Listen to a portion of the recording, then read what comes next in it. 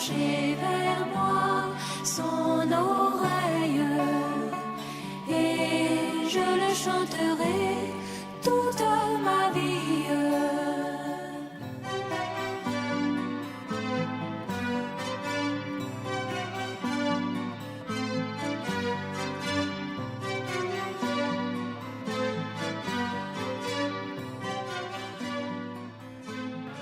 Que Dieu soit béni. Vous savez, quand le frère entonnait sur le firmament, j'ai tiqué comme ça. J'ai dit, mais ça c'est un chant qu'on chante quand il y a des décès. Et puis après, il dit, mais il faut rester tranquille. C'est vrai, tout passe. C'est tellement bien chanté. Souvent, quand on est jeune, on pense qu'on ne va jamais vieillir. Et qu'on est capable de faire tout. Et puis un temps arrive, on se rend compte qu'on n'est plus capable de tout faire. Quand tu es tout petit, quelqu'un s'occupait de toi. Quand tu as grandi un peu, vers l'âge de 15-18 ans, oh, papa et maman agacent les gens. Oh, ils pensent qu'on est encore enfant. On est capable et puis nous fatigue. Et puis un jour arrive, on se marie, on se rend compte que tout n'est pas facile. Il faut prendre soin de la femme, prendre soin des enfants. Et il y a des moments où les hommes dorment, toi tu ne peux pas dormir parce que demain matin, qu'est-ce qu'on va manger? Et puis après, toi qui pouvais courir, sauter, t'occuper de toi-même, tu ne peux même plus. Tu as besoin de quelqu'un d'autre pour s'occuper de toi. Tout passe. La jeunesse passe, l'argent passe, la vie passe, tout passe. Mais il y a une seule chose qui ne passe pas. La vie éternelle ne me passe pas. Celui qui a la vie éternelle, il ne passera pas. Même quand l'âge va le rendre courbé, en lui se trouve la vie éternelle. Même quand la maladie va le rendre tel qu'il ne peut rien faire, en lui se trouve la vie éternelle. Mais s'il ne peut pas parler, la vie éternelle en lui, rien ne peut sortir. C'est tellement merveilleux de marcher avec lui. C'est vrai. Que son nom soit béni. Voilà, nous allons, peut-être avant d'aborder les Écritures, nous allons nous lever ensemble pour parler d'abord à l'auteur, afin qu'il nous rende capables, nous tous, d'avoir la même compréhension. Seigneur notre Père, tu as bien voulu garder chacun de nous et tu nous as ramenés ici sains et saufs. Tu as un objectif avec nous. Tu as un but avec nous à atteindre. C'est pour ça que tu as permis que nous soyons là. Et maintenant, nous voulons de tout cœur, de toute âme, de tout esprit, être disposés. Afin que, comme autrefois, tu parlais par la bouche des apôtres, par le Saint-Esprit que tu as envoyé du ciel, ce soir encore qu'il en soit ainsi. Que tu nous parles par le Saint-Esprit que tu as envoyé du ciel, afin que cela soit clair pour chacun de nous, et qu'en sortant, nous comprenions tes voies, et que nous marchions selon tes voies. Les besoins, comme notre frère l'a dit, sont nombreux, mais nous savons que tu as déjà tout porté. Écoute-nous et réponds chacun de nous ce soir, au nom de Jésus-Christ. Amen. Vous pouvez vous asseoir. Je pense que dimanche passé, comme je disais, on n'a pas pu aborder notre test, la suite du test. Ce soir, on ne va pas en toucher. Demain, si Dieu le permet, on va poursuivre avec Hébreux. Hébreux 4, juste les 2 premiers versets, et puis ensuite continuer pour aller très rapidement. Mais si vous avez remarqué, depuis le début du mois de novembre, Frère Franck n'a pas cessé de citer ce passage de Hébreux que nous avons déjà lu nous-mêmes également, par 2 ou 3 fois. Il l'a cité en novembre, il l'a cité en décembre, il l'a cité en janvier. Si aujourd'hui vous entendez sa voix, n'endurcissez pas vos cœurs. C'est tellement important aujourd'hui que nous n'endurcissons pas nos cœurs, que nous puissions laisser sa parole pénétrer nos cœurs et agir en nous, et créer en nous la vie qui est en elle. Venez devant, je vous regarde, venez devant. Les bien-aimés, venez devant. Venez, on va avoir une bonne communion entre nous ici. Hein? Sœur, toi qui es derrière là-bas, oui, venez devant. N'ayez pas peur, je ne parlerai pas de vous, quel que soit ce que vous voulez. Venez nous asseoir, on va avoir une communion. Viens devant, viens. Il ne faut pas t'asseoir, viens. Décale. Maintenant, il t'a appelé par ton nom. Lève-toi. Si tu la quittes, elle va se lever. Sœur, venez devant. Voilà. Mais lève-toi, pourquoi tu as peur de te lever? Viens t'asseoir devant. Il y a de la place ici.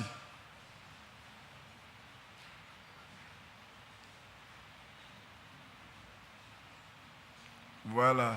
Que Dieu vous bénisse. Vous savez, après qu'on soit parti, je me demandais pour ce samedi-là de quoi nous allons manger. Souvent, vous pensez que c'est tellement facile de trouver à manger. Tout à l'heure, je disais que le Père, il se soucie de comment il va nourrir la famille. C'est la même chose quand la fin de la semaine arrive.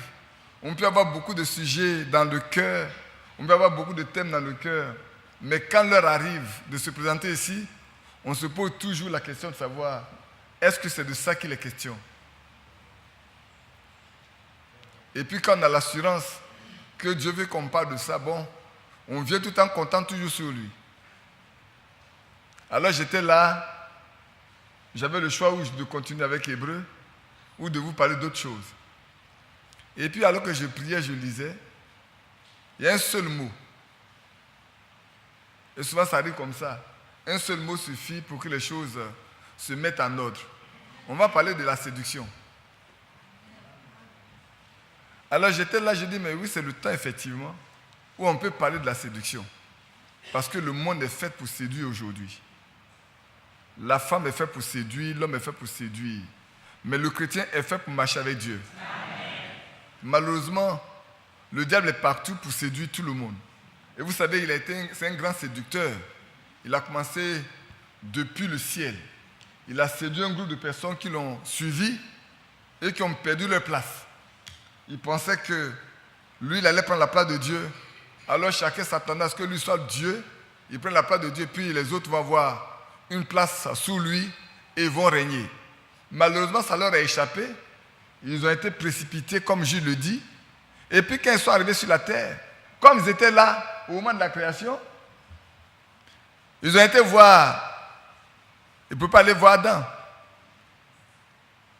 Parce qu'Adam, c'est ce que Dieu a dit. Alors celle qui pouvait aller voir, c'était Ève. Il a été voir Ève pour parler avec Ève, pour introduire sa pensée dans la pensée de Dieu. Parce que la parole de Dieu, c'est la pensée de Dieu prononcée, c'est la parole de Dieu, c'est la pensée de Dieu écrite. Une parole, avant qu'elle nous donne une parole, il faut qu'elle ait été la pensée de quelqu'un. N'est-ce pas? Avant qu'on ne vous prononce quelque chose, avant que je dise à mon frère Ali, viens, ça, j'ai pensé à mon frère Ali, et que je dis, il faut que je l'appelle. N'est-ce pas? Ainsi, le diable a voulu introduire sa propre pensée dans la pensée de Dieu, la pensée qu'il a donnée à ses enfants pour qu'ils suivent sa pensée, pour qu'ils suivent ses lois. Il a introduit pour lui dedans. C'est un seul mot qu'il a mis dedans, pas deux. Et ce seul mot était gravissime. Ça a produit la catastrophe complètement de tout ce que nous vivons aujourd'hui. S'il y a un décès, s'il y a une maladie, s'il y a des pleurs, s'il y a des tombes, s'il y a des cris de douleur à l'enfantement, c'est la suite de cela. Si je me trompe, me dites, est-ce que c'est faux ou bien c'est vrai? Est-ce que vous êtes sûr que c'est vrai? Parce que j'ai l'impression que vous doutez. Quand le péché a eu lieu, quand Ève a écouté Satan, que le péché est venu, toutes les condamnations sont nées. Premièrement, il a dit à Adam, désormais là, tu vas souffrir pour vivre. Tu vas travailler, c'est là sur ton visage que la terre va te produire sa nourriture. C'était dont tu as été tiré, d'où tu as été tiré. Donc depuis ce jour-là, l'homme doit travailler avant de manger. Et la femme, aujourd'hui les gens n'acceptent pas que la femme soit soumise à son mari. On ne parle de l'égalité entre l'homme et la femme, des mêmes droits entre l'homme et la femme. Dieu, depuis ce jour, n'a pas fait les mêmes droits. Il a dit, la femme aura tous ses désirs portés vers son égal. vers son mari. Et lui dominera sur elle. Aujourd'hui, allez-y dominer sur votre femme. On va vous mettre en prison. C'est de la séduction. Ça fait partie de la séduction. Mais nous allons parler des choses qui peuvent séduire le croyant et qui peuvent l'amener hors de Dieu. C'est de ça que nous allons parler ce soir. On va se lever ensemble pour lire 2 passages.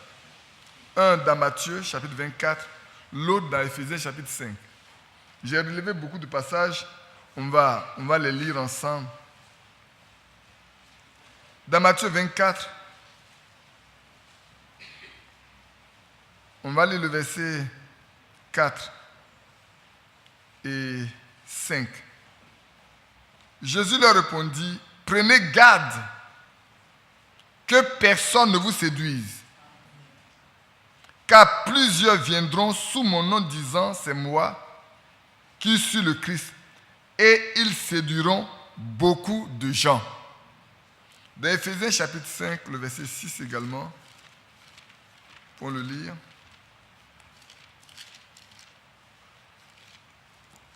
Voilà ce qui est écrit. Éphésiens 5, c'est le verset 6 et le verset 7. Car sachez-le bien, j'ai commencé à lire le verset 5.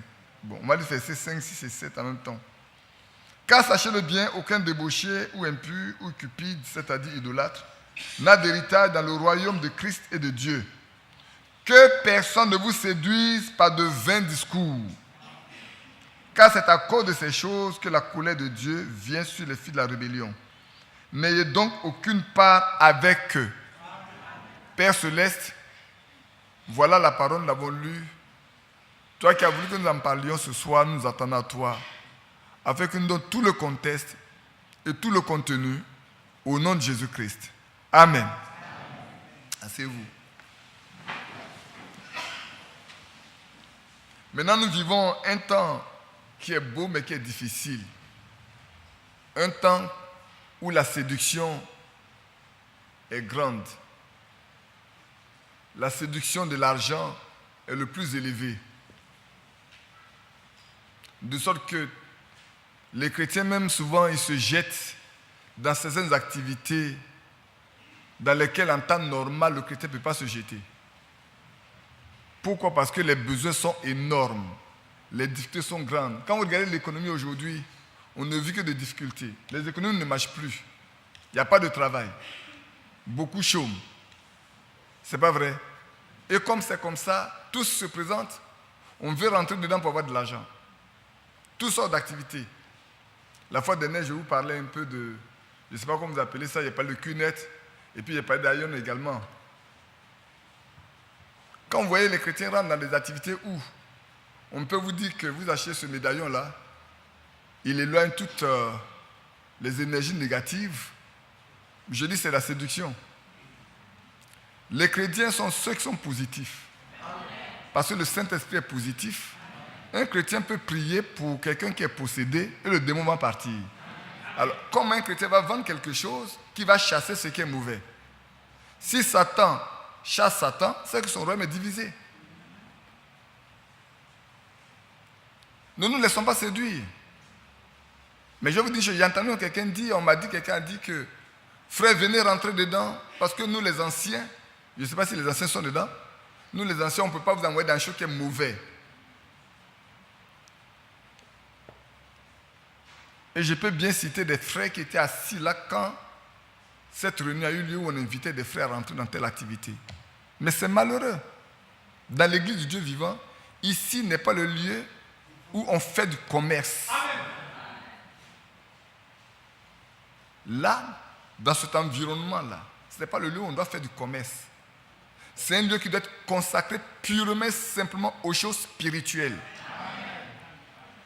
Autrement, on se laisse séduire. C'est de la séduction. C'est l'amour de l'argent qui nous séduit aujourd'hui. Et c'est vrai. Et c'est pour ça que ce qu'il a dit ici, nous ne devons pas nous laisser séduire par qui que ce soit. Et l'apôtre Paul dit, car sachez-le bien, aucun débauché ou impur ou cupide, c'est-à-dire idolâtre, n'a d'héritage dans le royaume de Christ et de Dieu. Que personne ne vous séduise par de vains discours. Qu'aucun discours qui n'est pas fondé sur les Écritures ne puisse vous séduire. Et vous devez être des hommes, vous devez être des femmes qui comprennent, qui connaissent les Écritures pour opposer à ces personnes la Bible. Pour opposer à ces vendeurs d'illusions la Bible. C'est important. On va parler de beaucoup d'éléments de séduction. Vous allez voir les moyens par lesquels le diable séduit. Et frère Manon m'a prêché la plus grande bataille jamais livrée. Il a dit quoi? Il n'a pas dit dans le cœur. La plus grande bataille jamais livrée, là, la bataille se fait dans le cerveau, dans la pensée.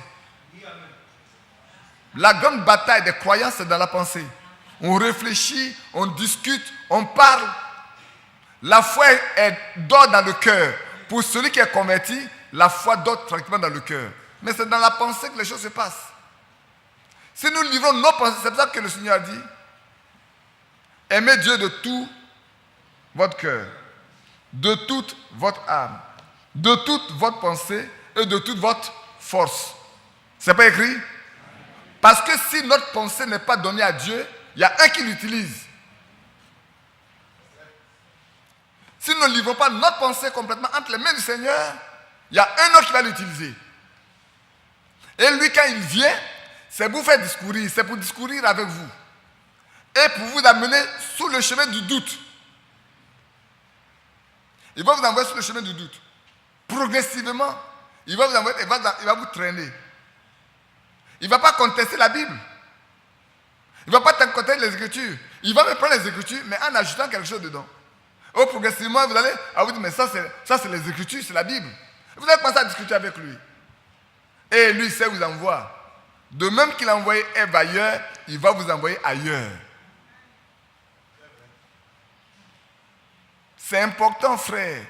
C'est le temps d'avoir le discernement et de rester ancré en Christ. De rester accroché à lui. Et le Seigneur a dit que personne ne vous séduise. C'est-à-dire sur cette terre-là, vous devez faire attention. Mais c'est un prédicateur, il ne doit pas vous séduire. Même un prédicateur. Vous devez faire attention, en tout cas, même un prédicateur ne vous séduise pas. Mais si c'est un ancien, il ne va pas vous séduire. Ah oui, frère. Que personne. Parce que l'apôtre Paul n'a-t-il pas dit? Il dit, c'est du milieu de vous. Il parlait aux anciens, Éphésiens, acte 20. Il dit, mais c'est du milieu de vous que s'élèveront qui? Des loups. Amen. Des gens qui vont enseigner des choses pernicieuses. Il n'a pas dit c'est le milieu des païens. Il n'a même pas dit c'est le milieu des croyants. Il dit c'est le milieu de ceux qui sont chargés d'instruire. C'est pour ça que lui dit, le même Paul dit, que personne, et le Seigneur dit que personne ne vous séduise. D'aucune manière, d'aucune façon.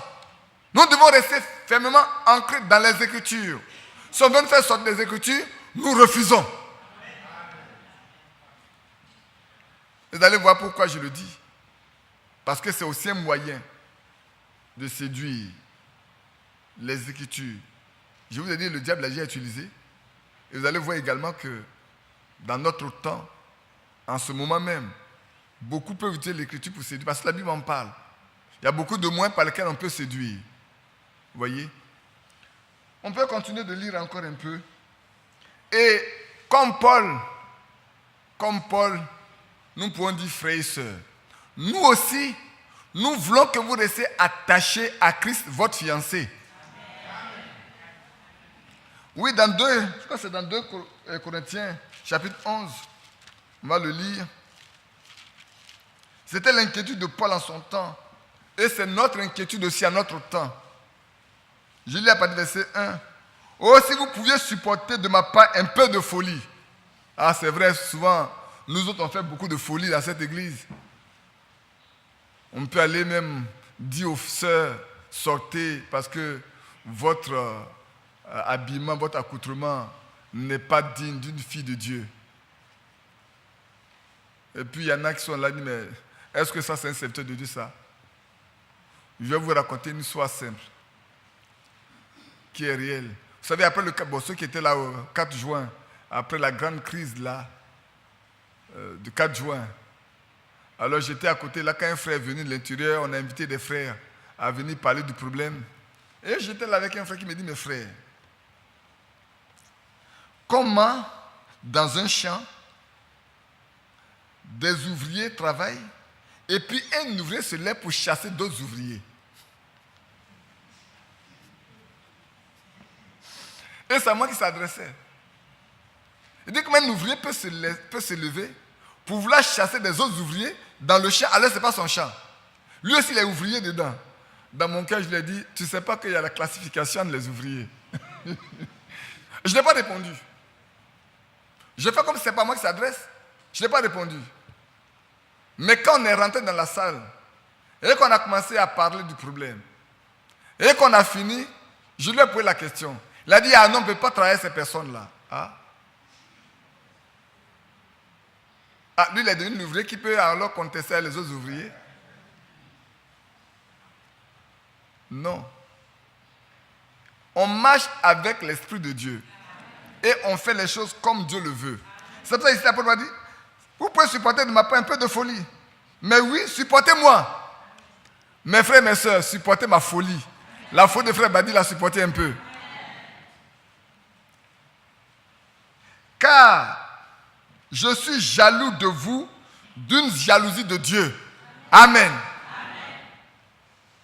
Frères et sœurs, notre souci, c'est que le monde n'ait rien à vous réclamer.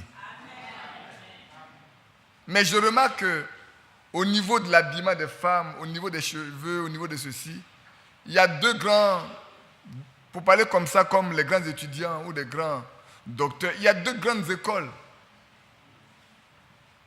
Je me rends qu'il y a deux grandes écoles. Il y en a qui sont franchement opposés aux tresses. Il y en a qui sont forcément opposés à la chevelure défrisée. Il y en a qui sont pour les cheveux défrisés alors qu'il y en a qui sont contre. Il y en a peut-être qui sont pour les cheveux tressés, il y en a qui sont contre. Mais j'ai dit, ce n'est pas ce qui est écrit dans la Bible. La Bible parle de parure. Cheveux comme une parure. Que ce soit Paul ou que ce soit Pierre, les deux termes, le seul unique terme a été utilisé. Que la femme ne se pare pas de tresse. Paul en parle, Pierre en parle. Si on comprend ce que veut dire le mot se parer, on restera tranquille. Mais notre souci à nous, c'est que nos sœurs, nos enfants, nos petits-enfants, nos mères qui sont là, ne ressemblent pas aux femmes du monde. Nous voulons qu'elles soient des chrétiennes, à tout point de vue. Là également, il y a la séduction. Vous vous laissez séduire par ce qui se passe dehors. Vous vous laissez séduire par les femmes que vous voyez à la télévision, par ces artistes, par ces vedettes. Vous savez, quand j'avais voyagé on est parti à Los Angeles, j'étais avec une collègue. Je vous l'ai dit ici. On m'a dit qu'elle devait acheter. Moi, je voulais acheter certaines choses pour les enfants et puis ma femme. Elle aussi avait des choses à acheter. Donc, on a pris le taxi. On parcourait Los Angeles. On est arrivé quelque part. Quand tu vas venir, c'est très civil. Vous voyez, c'est chez eux seulement qu'il y a des quartiers qui sont vilains. Même chez eux, il y en a aussi. Et puis, on arrive dans un magasin. Elle donne le nom du magasin et puis on y arrive. Moi, je ne sais pas ce que c'est. Je vais arriver, je vais découvrir toute forme de faux cheveux. Toute forme de faux cheveux, des perruques de tout genre. C'est un magasin. Et tu vois la publicité qu'on fait de ces choses-là. Et je sais combien la dépenser pour acheter ces choses. Combien la dépenser? Et quand on arrive à l'hôtel, il y a une dame, une Guinéenne qui avait dit, mais ma fille, tu es partie faire les achats sans moi. Tu sais, j'attendais, je te cherchais pour qu'on aille acheter ces choses-là. Se déplacer uniquement pour ça. Et courir toute une grande ville pour trouver un magasin dans lequel on trouve ça.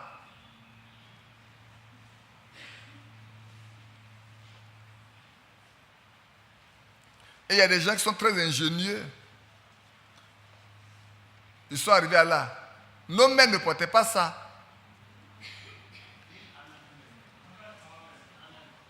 Quelqu'un va dire, mais frère, les femmes me le disent souvent, même dans mon temps, on dit, mais le monde a changé.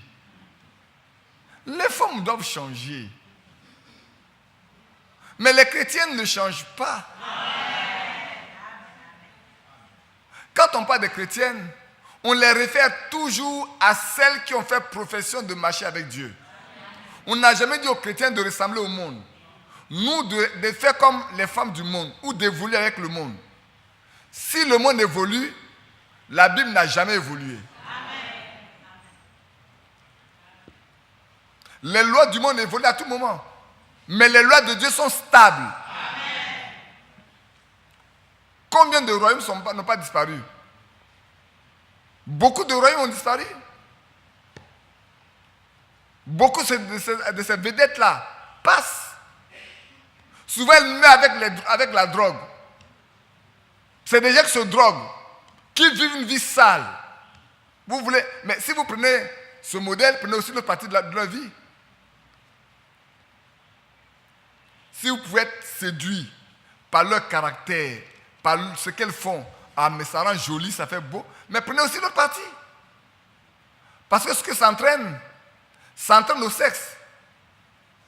Peut-être que vous ne savez pas. Demain, on va faire passer un petit film pour vous dire quelle maladie est attachée à ça. Je ne suis pas médecin. Moi, je suis financier. Si c'est finance, je sais faire. Ici, je suis apprenti. Ici, Dieu a fait de moi l'apprenti de la parole. Vous comprenez, non? Il y a un médecin qui est assis ici même. Le colonel Dola, c'est un médecin. Mais des gens ont dit que ça crée des maladies. Tout ce que vous faites là. Vous qui aimez faire ça là.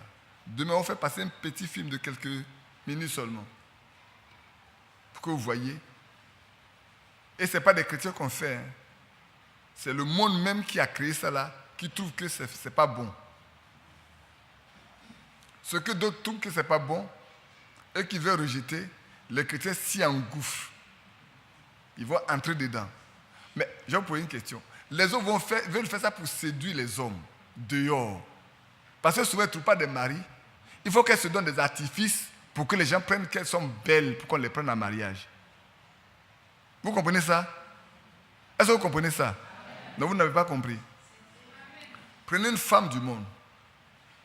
Le jour où elle ne va pas au travail, rentrez-vous chez elle et regardez son aspect. Et puis le lendemain, au jour du travail, venez la trouver dans son bureau. C'est deux personnes différentes. Moi, je sais de quoi je parle. Elle se peigne, elle se dessine. Elle se dessine. Je pèse bien les mots que j'emploie. Elle se dessine, elle se redessine. Elle sait quel type de trait il faut mettre ici. Elle sait quel type de peinture il faut mettre ici. Elle sait quel type de cheveux il faut mettre là. Pour que son visage là ne soit plus le même visage. Que quand vous allez la trouver, le jour suivant, quand elle ne vient pas au travail. Ou bien prenez-la, faites-la passer sous le robinet, essuyez-la, et puis venez voir ce qu'elle va être. Elle va être complètement différente de ce qu'elle était il y a quelques secondes. Moi, je me moque toujours de ma secrétaire.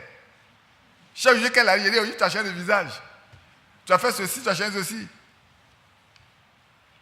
Mais c'est pourquoi? C'est pour attirer les hommes. Mais vous n'avez pas besoin d'attirer quelqu'un. Vous avez besoin de plaire à un seul. Votre Créateur. Excusez-moi, hein, ce n'est pas parce que je vais vous parler de vous, non. Mais je voudrais que vous acceptiez un peu, supporter un peu de la folie que j'ai.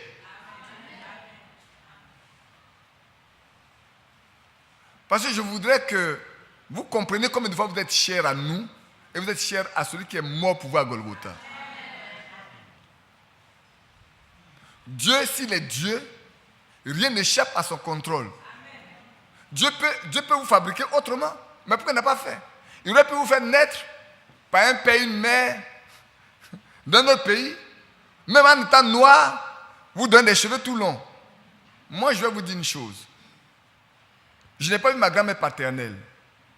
Mais ceux qui ont vu ma grand-mère paternelle me disent, ses cheveux naturels tombent sur son dos. Elle est plus blanche que des blanches même. Et j'ai connu une autre dame comme ça, dans mon travail, qui est très blanche. Vraiment blanche. Son père, si tu vois son père, sa mère, vous allez dire que sa mère a trompé son papa. Et pourtant, si vous faites l'ADN, c'est vraiment son père, c'est vraiment sa mère. Mais ses cheveux, sans artifice, tombaient à sa hanche. Mais c'est comme ça que Dieu l'a créé. Donc Dieu est capable de faire de vous. Ah d'accord. Dieu est capable de faire de vous. Ah, ils ont vu, ils voient ça là-bas, ça te présente tellement bien. C'est pas bon à voir. Vous savez, quand vous êtes là où les choses ne vous choquent pas, mais quand vous regardez certaines choses par rapport à la télévision, par Internet, quand vous êtes là, vous regardez, ça vous choque. Surtout quand on balaie un peu, là on voit des sœurs là, surtout les jeunes sœurs, elles aiment bien s'asseoir devant pour se faire filmer et puis aller le dorment. Ouais, les jeunes sœurs viennent s'asseoir ici pour se faire voir là-bas. Peut-être, je ne sais pas si elles avaient cherché garçon à l'étranger. Je ne suis pas gentil, hein, mais je pense que c'est la vérité. Mais vous regardez d'hommes. Vous regardez d'hommes. Il y a plein qui dorment. Quand vous les voyez, c'est dérangeant. Un jour, si vous avez la chance de voyager, quand vous regardez par Internet, vous allez vous rendre compte qu'il y a des choses. Même cette chair-là, moi je l'ai vu la première fois, je l'ai pas supporté. J'ai demandé au frère, changez-moi la chair. Ça fait très noir, très sombre, comme des gens qui adorent le diable. Mais ils vont changer. Mais c'est vrai. Ils vont changer la chair. Ça ne fait pas bien. Regardez, soyez à la maison, prenez votre truc, regardez. Mais on a trouvé ça comme ça, on marche avec. Et puis après, on va changer. Les soeurs qui viennent s'asseoir ici pour dormir là, demain, je leur ai dit, il ne faut pas qu'elles dorment ici. Que Dieu vous bénisse. Donc ces femmes, elles se laissent séduire. Elles se laissent séduire, pensaient qu'elles font bien. Et puis qu'elles vieillissent, leur peau devient ratatinée. Mais vous savez ce qu'ils ont trouvé aujourd'hui? Avant, les femmes parlaient, les hommes des femmes partaient se faire opérer pour tirer la chair, pour enlever les rides. Aujourd'hui, ils ont trouvé autre chose. Ils ont fabriqué une pommade, une crème. Ouais, mes rides à moi là, non? Si je mets ça tout de suite, elles vont disparaître. Toute la journée, les rides là disparaissent. Toute la journée. Ils ont fabriqué des crèmes. Tu mets ça, tout. Tu mets sur, tout disparaît. Tu as 5-10 minutes pour attendre, pour te regarder dans le miroir, tout disparaît. Tu redeviens comme une jeune fille, un jeune homme. Mais est-ce que les os ont changé? Est-ce que la chair a changé? La peau se dilate simplement. C'est pour séduire. Nous sommes dans le temps de la séduction. Je suis persuadé que ceux qui ne sont pas fermés, quand ça va arriver en Côte d'Ivoire, vont vouloir faire. Les ceux qui ne sont pas fermés là, elles vont plus s'accepter. Elles vont plus accepter leur vieillesse. Elles vont vouloir devenir jeunes. Alors les frères qui sont là, vont penser, c'est une jeune soeur. Ce n'est pas une jeune soeur, hein? C'est une vieille soeur qui est devenue jeune par son visage, parce qu'elle a tué des produits. Elle s'est rajeunie. Et toi, tu rencontres l'épouse, quand elle ne va pas mettre le produit là le matin, tu vas te lever et dire, hé ma belle, c'est comme ça que tu étais.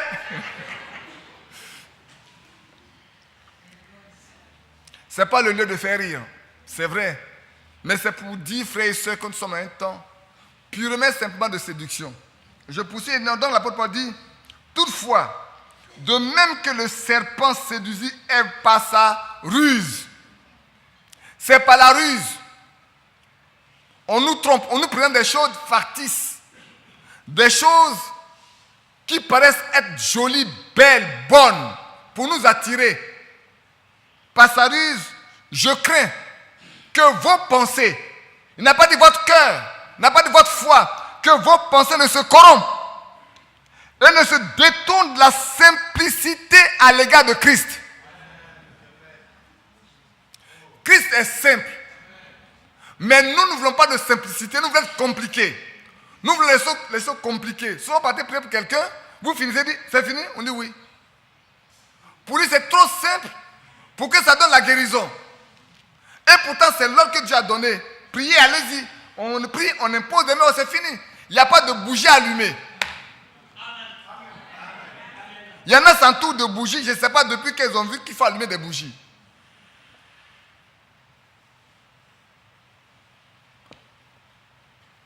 Et ici, l'apôtre Paul nous dit, je crains. Nous, les croyants, l'apôtre Paul déjà en son temps craignait que nous nous détournions de Christ qui est simple. Nous laissons nos pensées se corrompre. Pourquoi? Parce que le Seigneur nous a dit, voilà la voie à suivre. Voilà le chemin à suivre. Et l'ennemi viendra pour dire, non. Ce chemin-là, ce n'est pas ça. Vous ne voyez pas, c'est trop simple. Dieu n'est pas dedans. C'est trop simple. Notre Dieu, il est simple et c'est tout. Je crains que vos pensées ne se corrompent.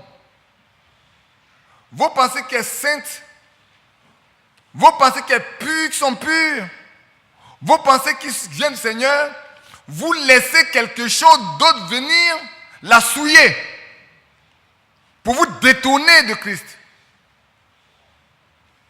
Sœurs, tout ce que vous faites, frères, tout ce que nous faisons, qui ne s'assit pas sur la Bible, nous détourne de Christ. La seule chose qui nous attache à Christ, c'est sa parole. Si quelque chose n'a pas pour base la parole de Dieu, et nous marchons avec, nous nous sommes détournés immédiatement de lui. Le même jour, le même instant, à la même minute, nous nous détournons de lui. Mais ça se fait par ruse. C'est comme les vendeurs de cigarettes, les fabricants de cigarettes. C'est maintenant qu'ils mettent sur les boîtes que la cigarette tue. Mais si ça que la cigarette, tu pourrais continuer de fabriquer. Pourquoi continuer de fabriquer? Et souvent, ils font la publicité avec des jolies filles, avec la cigarette au bec. Alors les jeunes gens, quand ils voient ça, ils disent, mais ça attrayant. Ça fait de toi un garçon à la mode. Une jeune fille à la mode. Mais ça fait quoi? Le résultat, c'est le cancer du poumon. Le résultat, c'est le cancer de gorge. Voilà. Et c'est beaucoup d'argent qu'on dépense. On se crée beaucoup de maladies. On détruit son cerveau en fumant. Mais pourquoi les gens fument? Parce qu'on les a séduits. On les a séduits au début. Ils sont restés, ils sont entrés et on fait tout pour qu'ils deviennent dépendants. C'est la même chose pour les vendeurs de drogue. Oh non, mais si tu as quelques soucis de sommeil, non mais prends ça un peu seulement, tu vas bien dormir. C'est juste de la séduction. C'est une ruse. Et puis quand tu rentres dedans, une fois, 2 fois après, oh là là, tu ne peux plus dormir sans ça. Tu deviens un accro, tu deviens dépendant, et c'est fini. C'est comme les femmes, comme on le disait dimanche passé. Quand tu as dit ton premier mensonge, tu as fumé ta première cigarette, tu as bu ton premier vin. Hier, aujourd'hui, ce matin, j'étais au village, je partais. Je me rappelais je parlais d'un jeune homme, on parlait d'un jeune homme plutôt, qui était jeune assemblée de Dieu auparavant. Quand tu nous voyais, les branhamistes. Puis je l'ai regardé, je continue mon chemin. Et 3-4 ans après, je l'ai trouvé. C'est un alcoolique. Un véritable alcoolique. Quand je le vois au village, j'ai pitié pour lui. Et je me souvenais que mon frère Ali Robert a fait la même expérience avec un jeune homme chez lui, qui le voyait dire branhamiste. Et puis je crois 2 ans après, il est là, si je me trompe, peut corriger. Il va au village et trouve ce jeune homme-là, avec la cigarette et un damigeant de vin à l'épaule. Ensuite des femmes. Il a été séduit. Il a bu son premier vin. Peut-être qu'elle est venue et a dit, Vous savez, aux assemblées de Dieu avant, dans les années 70, quand on a connu ça, même on a été frappé par nos parents parce qu'on n'ose même pas aller acheter une bouteille de vin pour un père. On refusait d'aller acheter la bouteille pour lui. S'il vous plaît. On refusait en ce temps-là. Pas qu'on a même, on va même s'asseoir qu'à boire. On refusait même d'obéir à nos parents en partant leur acheter leur boisson. Et on nous battait pour ça. À cause de ça, on était vraiment persécutés parce qu'on était devenus pour eux des enfants désobéissants, rebelles aux parents. Mais aujourd'hui, oh là là, depuis que nos frères ont pu aller aux États-Unis, ils ont pu aller en Europe, ils ont vu quelques personnes boire, ils sont tous devenus des alcooliques. Tous sont devenus alcooliques. Parce qu'ils pensent que leur modèle, c'est les Occidentaux. Nous, notre modèle, c'est Christ et les apôtres. Et les frères qui sont en ligne, honte à vous si vous buvez. Honte à vous si vous buvez. Vous allez me dire que ce n'est pas interdit. Je vais vous montrer où il est interdit de boire. Pour qui les haut, pour qui les ha. Dit la Bible. Et ça pique comme le serpent.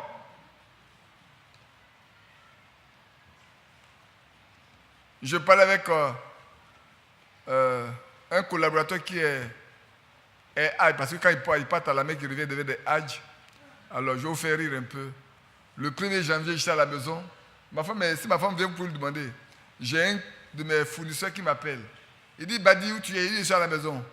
Il dit, bon, ben écoute, je viens là. Je dis, mais je suis à la maison, tu veux venir? Il dit, il veut venir. Mais j'ai un bon vin pour toi. Il dit, je ne bois pas. Il dit, oh, quel attiengba, toi qui ne bois pas. Je vais douter de toi. Il dit, mais j'ai un bon vin pour toi, je te l'apporte là. Mais si tu ne bois pas, je ne donne pas à boire aux gens. Et il me dit, moi il y a 18 ans je suis Hajj, mais je bois. Alors il était dans mon bureau hier, avec un autre musulman, et puis il dit, lui il est Hajj, il boit. Et puis l'autre a dit, tu n'es pas un vrai Hajj. Il dit, si, moi ça fait 18 ans qu'il était à la mer, je prie, mais je bois. Et puis il dit, mais j'allais dire à ton papa, il dit, oh, mon papa est parti là où il ne revient plus là. Mon père est parti là où tu vas, tu ne peux pas le joindre. Il est là où il est, on ne peut pas le joindre. Si tu veux le joindre, si tu vas là-bas, tu ne reviendras pas pour qu'on parle. Oui, dès qu'il a fumé sa première cigarette, c'est la séduction. Et c'est fait pour séduire. Le monde est fait aujourd'hui pour séduire. Et les sœurs, ne vous laissez pas séduire. Et l'apôtre Paul dit, toutefois, de même que le serpent séduisit Ève par sa ruse, moi, Paul, je crains. Oh là là, si Paul en son temps craignait, si en ce temps-là, Paul craignait, vous pensez que ce qui se fait aujourd'hui ne se fait pas autant en leur temps?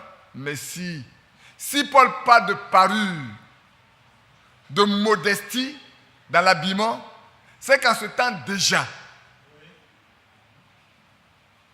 alléluia, si Pierre en parle en son temps, c'est que déjà en ce temps-là, ça existait.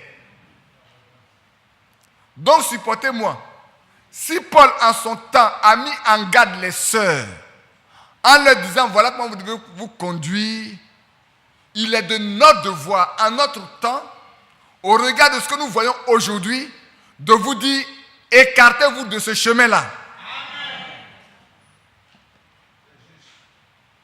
C'est notre devoir, frères et sœurs. Et mon frère Mathias, dimanche passé, parlait de c'est Pointinini. Des bouts fusés là. Non, aujourd'hui, les chrétiens que nous sommes, n'avons pas la simplicité, la modestie. La modestie n'est pas pour nous. On veut plus être modeste.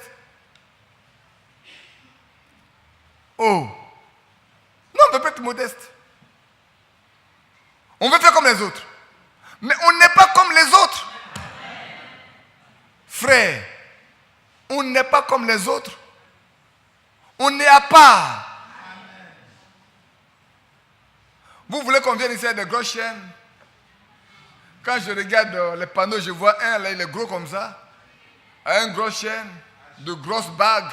C'est un archibishop.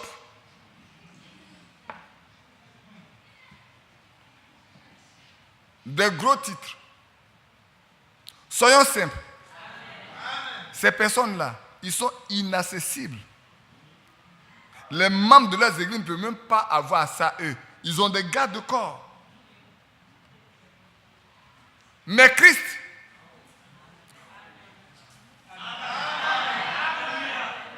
même la prostituée peut le toucher.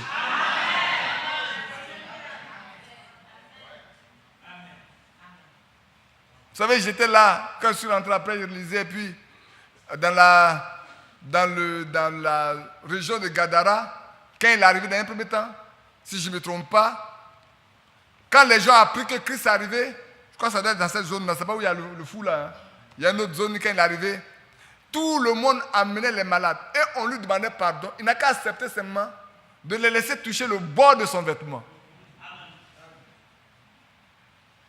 Parce que si les gens, il dit si on peut toucher seulement le bord de son vêtement, on va guérir. Et les gens touchaient le bord de ses vêtements et il était guéri. Mais ces hommes-là, pour qu'ils prient pour toi, il faut payer. Oui. Je sais de quoi je parle. Hein. Moi, on m'a recommandé d'aller prier pour quelqu'un. Il dit, si je viens chez lui, il dit d'abord, je ne viens pas prier pour que tes affaires prospèrent. Je viens prier pour que ton âme soit convertie. Je ne suis pas un marabout. Notre rôle, ce n'est pas d'aller de maison en maison pour prier pour que les affaires déjà prospèrent. Ce n'est pas ce que la Bible a dit.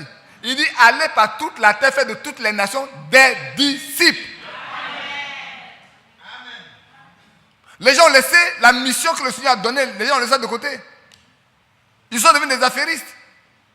Et ils se cachent sous le couvert de la Bible pour séduire. C'est la pure séduction.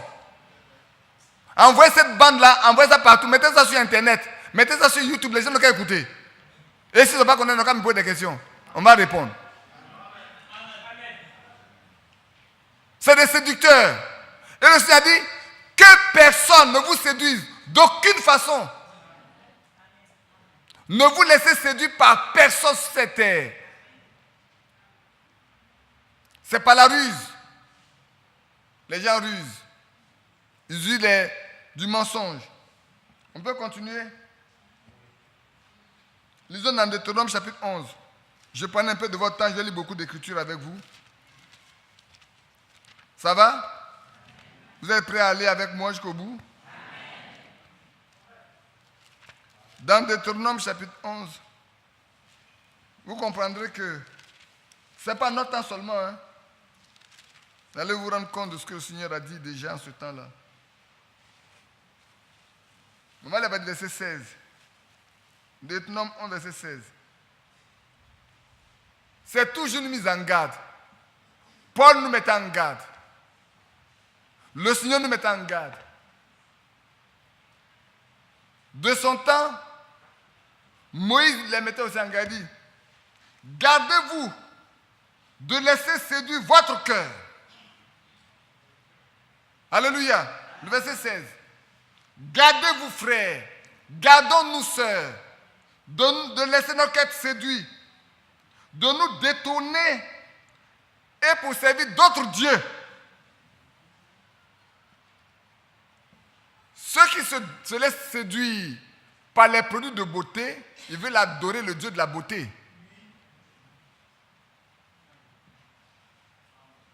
De même qu'avec le Dieu de la fertilité, il y a encore le Dieu de la beauté. Et le diable est caché quelque part pour fabriquer toutes sortes de choses. C'est pour ça que chez nous on dit, ne vous mariez jamais le jour de fête. Parce que le jour de fête, toutes les femmes sont belles. Mais elles ne sont pas toutes courageuses.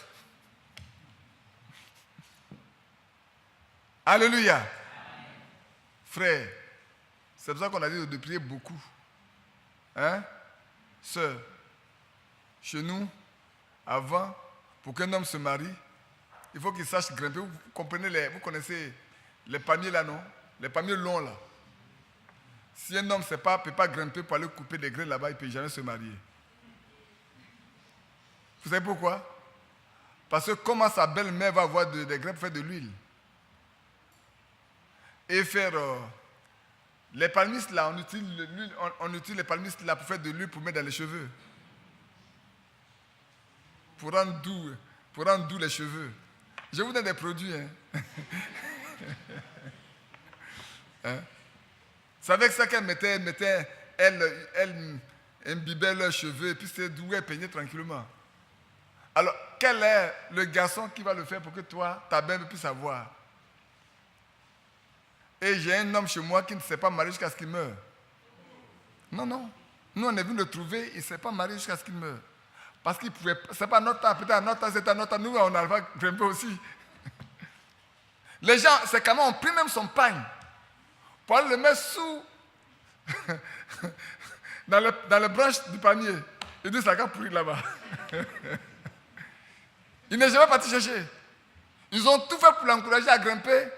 Il n'a pas grimpé. Vous savez pourquoi? Parce qu'il y a des moments où vous rencontrez le serpent, le mamba. Il y a des moments, les gens qui montent et racontent les mambas. Alors il faut user d'astuces pour tuer le mamba ou pour le jeter loin de toi pour continuer ta route. Donc, tout ça pour montrer qu'on est courageux. Hein? Ici, gardez-vous de laisser séduire votre cœur, de vous détourner, de servir d'autres dieux et de vous prosterner devant eux. La colère de l'Éternel s'enflammera contre vous. Il fermerait les cieux. Il n'y aurait point de pluie. La terre ne donnerait plus ses produits. Et vous périrez promptement dans le bon pays que l'Éternel vous donne. Mettez dans votre cœur et dans vos âmes ces paroles que je vous dis. Alléluia. Amen. Frères, sœurs, mettons dans notre cœur ces bonnes paroles que nous écoutons ce soir, que nous lisons ce soir. Vous les lirez comme un signe sur vos mains. On est prêt? Amen. Que ces paroles soient comme des signes sur nos mains. Et elles seront comme des frontons entre vos yeux. Vous les enseignerez à vos enfants et vous en parlerez quand tu seras dans ta maison, quand tu iras en voyage, quand tu te coucheras et quand tu te lèveras. Tu les écriras sur les poteaux de ta maison et sur tes portes. Tellement c'est important que dans tout ton environnement, dans tous les endroits où tu dois te trouver, ces paroles-là doivent être écrites. Tu vas en voyage, tu dois avoir ces paroles avec toi. Dans ta maison, tu dois les avoir sur ta porte. Tes enfants doivent la connaître. Malheureusement aujourd'hui, les femmes, même quand elles vont à l'église, elles n'enseignent pas les choses bibliques à leurs filles. Amen. La fois dernière, je disais à mes collaborateurs, on parlait, puis il y a une qui dit, je dis, mais je vais vous dire une chose aujourd'hui. Quand vous sortez, vous trouvez un homme et sa femme. Entre les deux qui est habillé, qui s'habillent régulièrement. Quand vous sortez aujourd'hui, vous trouvez un homme et sa femme. La femme porte. Moi, je regarde tout haut. C'est comme ma secrétaire dit, ce que les gens ne voient pas, toi tu vois. La femme est toujours habillée comme ça, coupée ici. L'homme porte son pantalon qui est ici. Si je me trompe, sortez un samedi matin, prenez un crayon, une feuille, et comptez le nombre de coups que vous allez trouver, et voyez comment les femmes sont habillées, comment leurs maris sont habillés. Regardez comment les petits garçons sont habillés, et regardez comment les petites filles sont habillées. Vous savez pourquoi? Parce que c'est ce qu'ils voient à la C'est ce qu'ils voient à la télévision. C'est ce qu'ils voient dans les... Comment ils appellent ça? Les films des enfants là. Comment ils appellent ça? Le club des petits. Alors les mamans voient le club des petits et les petits. Et la petite fille dit, maman, je vais m'habiller comme ça.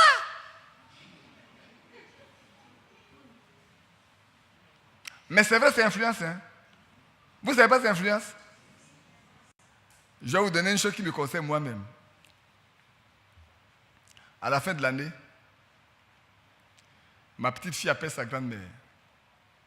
Elle dit le jouet qu'elle veut là. Elle a vu ça à la télévision. C'est un jouet où la jeune fille joue au médecin. Ils ont fait un jouet. Il joue au médecin. Oui, il joue au médecin. Il a tout ce qu'il faut, la valise de tout ce qu'il faut pour être médecin. Et elle, c'est ce qu'elle a réclamé. Et ça venait juste de sortir. En Côte d'Ivoire, ici, il n'y avait que, je crois, 2 qui étaient arrivés à Abidjan comme test.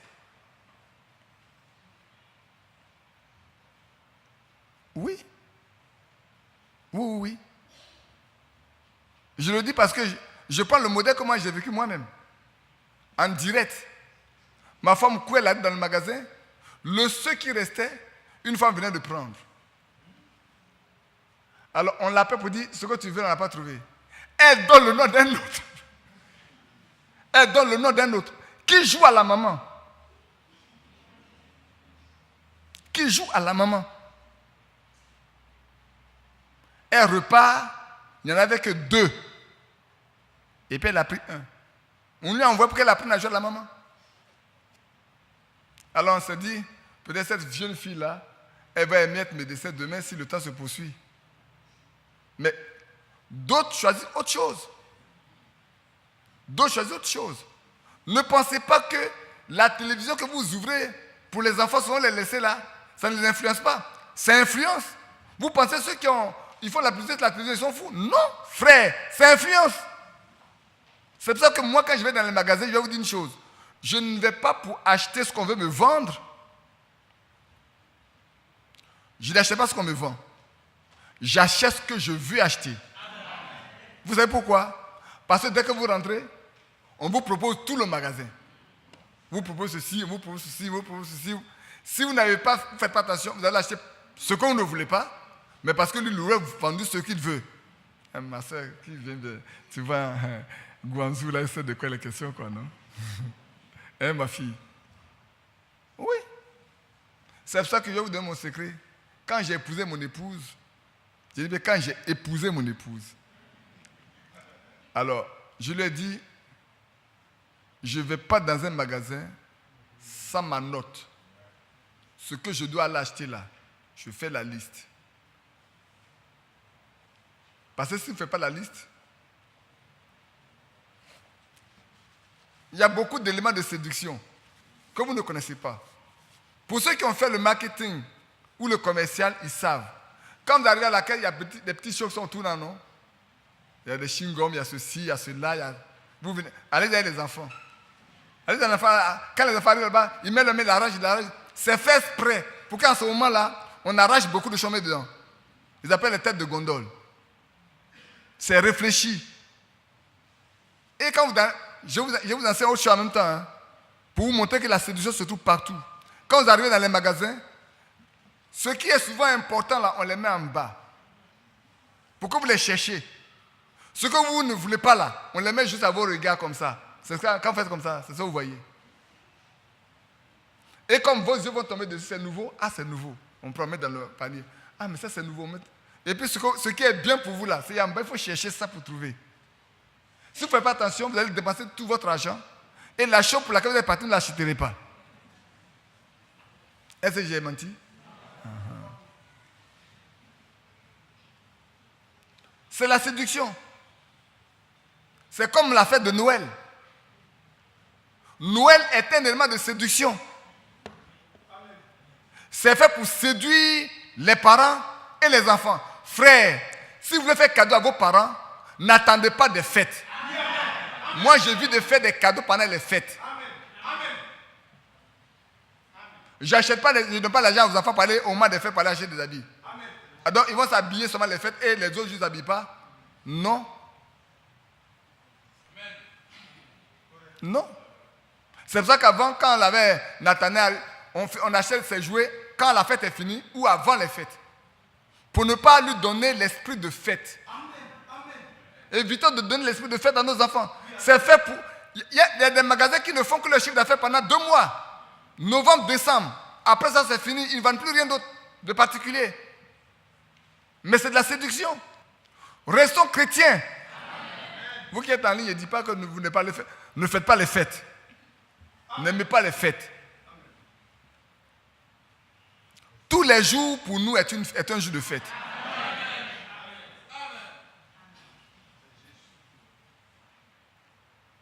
Ainsi donc, comme Moïse disait en son temps, la parole qui nous est donnée là doit figurer autour de nous partout. Même en voyage, ayons notre Bible à côté de nous. Ah oui? Si tu es fatigué, tu ne peux pas lire. Pour ceux qui ont... Aujourd'hui, on a des portables qui enregistrent tout. Tu prends un casque, tu mets ça sur ta... Et puis tu écoutes. Tu mets ça sur le mode avion. Et puis tu écoutes le message, tu écoutes les cantiques. Tu es couché, tu écoutes. De sorte que c'est parce qu'eux, ils veulent te donner pour écouter que tu écoutes. Pour être détaché, pour être complètement détaché de ça. Souvent, tu as 6 heures, tu as 8 heures, tu as 12 heures de vol. Tu vas être fatigué. Tu vas te mettre à regarder ce qu'ils ont à regarder. Or, si tu as ton appareil avec toi, tu as mis ton casque à toi, tu es parti avec, tu peux écouter ce que tu as écouté et tu vas être édifié. Hein? Donc ici, comme Moïse enseignait, la parole de Dieu doit se trouver autour de nous, partout. Non seulement autour de nous, même à nous. Nous devons l'avoir à nous, dans notre cœur. C'est pour ça qu'il dit ici, gardez-vous de laisser votre cœur être séduit. Que nos cœurs ne soient pas séduits. Frère, dites amen. Vous êtes debout là. Je peux continuer? Maintenant, alors, par quoi on peut nous séduire? Par quoi? On peut nous séduire par la ruse. On peut nous séduire par les faux enseignements. Parce que Ève a été séduite par le faux enseignement de Satan. N'est-ce pas? On va regarder un peu. Il dit à force de parler. Regardez, prenons Proverbe chapitre 7. Prenez Proverbe chapitre 7. Souvent, c'est pour ça que j'ai apprécié ce que mon frère Mathias a dit dimanche passé par rapport à ceux qui se mettent là aux abords de l'église pour faire des gros discours.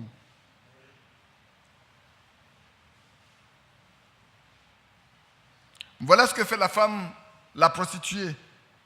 La femme qui aime séduire. Elle séduit à force de paroles. Elle l'entraîne par ses lèvres doucereuses. On peut séduire à force de paroles. Quand un homme fait la cour à une femme, ce n'est pas en un jour. Il va utiliser plusieurs jours. Il ne va pas se lasser. Et malheureusement, il y a des frères aussi qui font ça avec des sœurs. Ils vont faire vœu. La sœur dit, laisse-moi prier. Et puis chaque jour, c'est SMS. C'est coup de téléphone. C'est SMS. C'est coup de téléphone. C'est SMS. C'est coup de téléphone. Et si la sœur accepte, on dit Dieu est dedans. Mais à force de la harceler, tu as fini par la convaincre. Tu as fini par la persuader que ce que tu as dit est vrai. Et puis après, quand vous êtes mariés, il n'y a plus de paix à la maison. C'est les pauvres anciens. Je vois Mathieu et mon frère Isaac et mon frère Ali qui ont des problèmes. Chaque jour, on vient les voir. Frère, elle n'est pas soumise. Lui, il est soumis. Elle n'est pas convertie. Lui, il est converti. C'est elle qui n'est pas soumise. Hein? C'est elle qui n'est jamais convertie. Mais lui, il est toujours converti. Lui, il est toujours soumis. Dès que les premiers mois sont passés, la première année est passée, on ne trouve plus en elle ce qu'on avait vu auparavant. On regarde maintenant dans l'église, il y avait une autre. Et quand ça ne va pas, on l'abandonne, on va dans le monde pour chercher autre chose. Oui, il y a des sœurs qui sont abandonnées pour aller chercher d'autres personnes dans le monde. Mais parce qu'elles se sont laissées séduire par l'homme. À force de paroles. À force de paroles, on peut vous séduire. C'est pour ça qu'on ne doit pas prêter oreille à tout. On ne doit pas écouter chaque fois. Vous savez, quelqu'un dit, à force de paroles, le mensonge finit par devenir la vérité. On vous raconte le même mensonge, le même mensonge, le même mensonge, le même mensonge. Vous l'écoutez à chaque fois, vous l'écoutez. Pour finir, vous l'acceptez comme la vérité. Et ça arrive avec les fausses doctrines. Ceux qui aiment prêter oreille aux fausses doctrines, c'est comme ça qu'ils finissent par accepter que la doctrine, elle est vraie. Oui. On peut aller encore un peu quelque part dedans. Allons voir également dans Daniel. Je crois que c'est Daniel 11, 32, 33. J'ai beaucoup de versets. Sinon, après, je vais vous donner les versets, vous allez les lire chez vous. 32, 33, vers Daniel, je crois Daniel 11, oui. Daniel 11.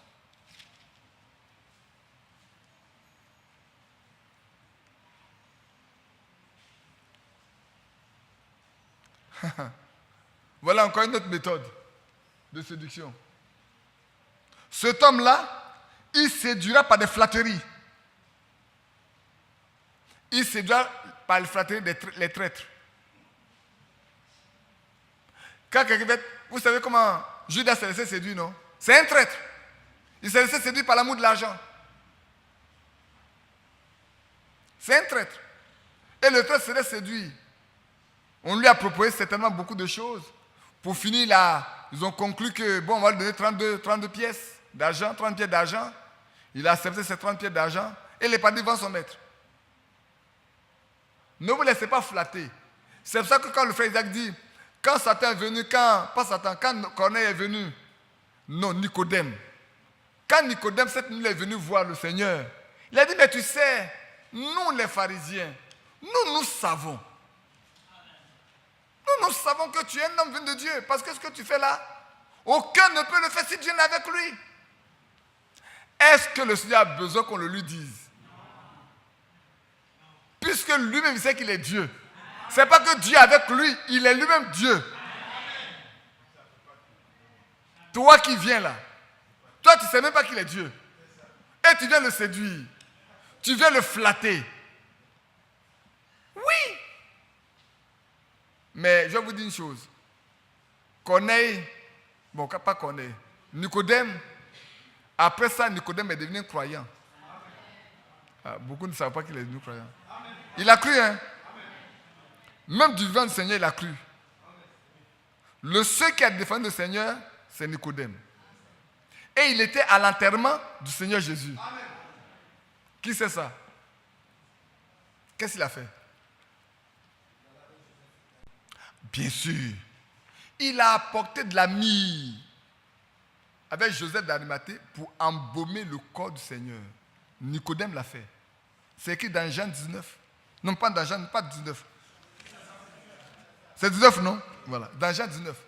Il a embaumé, il a participé à l'embaume du corps du Seigneur Jésus-Christ. Pour vous dire qu'il était disciple de son vivant, tout en étant pharisien, il était déjà disciple. Parce que quand les gens envoient des huissiers pour attraper le Seigneur, quand ils sont venus, il dit, jamais homme n'a parlé comme cet homme. Il dit, est-ce que vous aussi êtes devenus ses disciples? Ce peuple-là, qui ne connaît rien, c'est eux qui sont ses disciples. Nicodème a dit non. Est-ce que notre loi nous permet de juger quelqu'un sans l'avoir entendu? Vous pouvez le connaître sans l'avoir entendu? Il dit, mais toi aussi tu es l'un de ses disciples. Tu as bien regardé, c'est de la Galilée peut venir quelque chose de bon. Mais il ne venait pas seulement de la Galilée. Il vient de Nazareth, de Bethléem. Alléluia. Il ne vient pas seulement de la Galilée, il n'est pas né à Galilée. Il est né à Bethléem. Il est passé par Nazareth et il est arrivé par Galilée. Mais le Seigneur est bon. Hein? Quand il veut aveugler les gens, il prend un chemin qui est avec tout le monde. Mais il se révèle à ceux à qui il est destiné. Amen. Les autres regardent Galilée. Mais est-ce que Nicodème n'était au milieu d'eux? Pourquoi lui il est parti? Parce qu'il s'est observé. Il s'est dit, mais nous, depuis qu'on est là, on prêche. Tout le sabbat, on prêche. Tout le monde nous suit. On fait le sabbat. On fait ceci. Mais des gens sont malades, sauf qu'ils n'ont jamais été guéris. À part ceux qui vont devant la piscine de Bethsaïda, où l'ange descend, et puis quelques personnes sont guéries. Quand l'ange descend, il remue l'eau, celui qui descend le premier est guéri. À part ça, nous on est là, on ne guérit personne. Mais lui, ce qu'il fait là, c'est ce qui est écrit dans Ésaïe. Quand votre Dieu viendra, les boiteux marcheront. Les aveugles verront. Les oreilles des sourds et les muets. Alléluia. Et dans le désert, qu'est-ce qui va se passer? Mais des eaux jailliront dans le désert. Nicodème, il a lu, il a regardé, il a vu les miracles que Jésus faisait.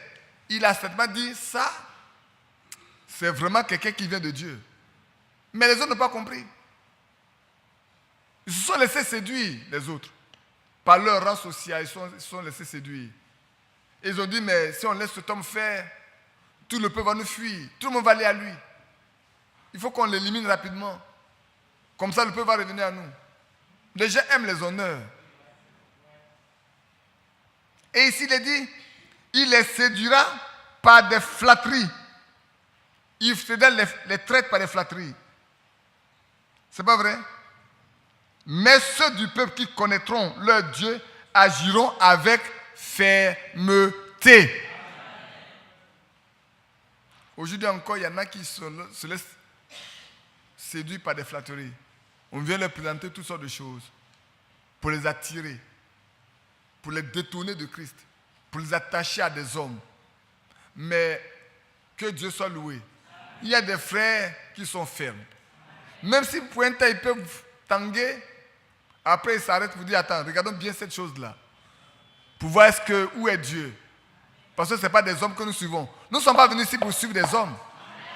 Si quelqu'un vient ici pour suivre les hommes, c'est qu'il a payé son temps. C'est pour ça que pour tout ce qui peut arriver à l'église, frère, mettez du temps de côté, cherchez la face de Dieu afin qu'il nous dirige.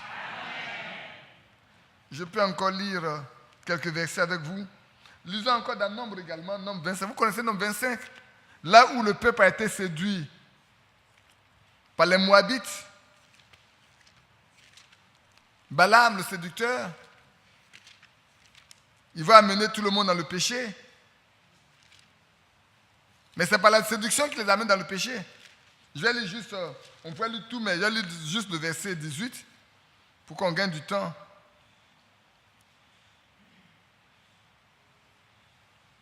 Vous pouvez lire tout le verset, tout le chapitre 25, hein? Il n'y a que 18 versets. Le verset 18 va être écrit. Car ils se sont montrés vos ennemis,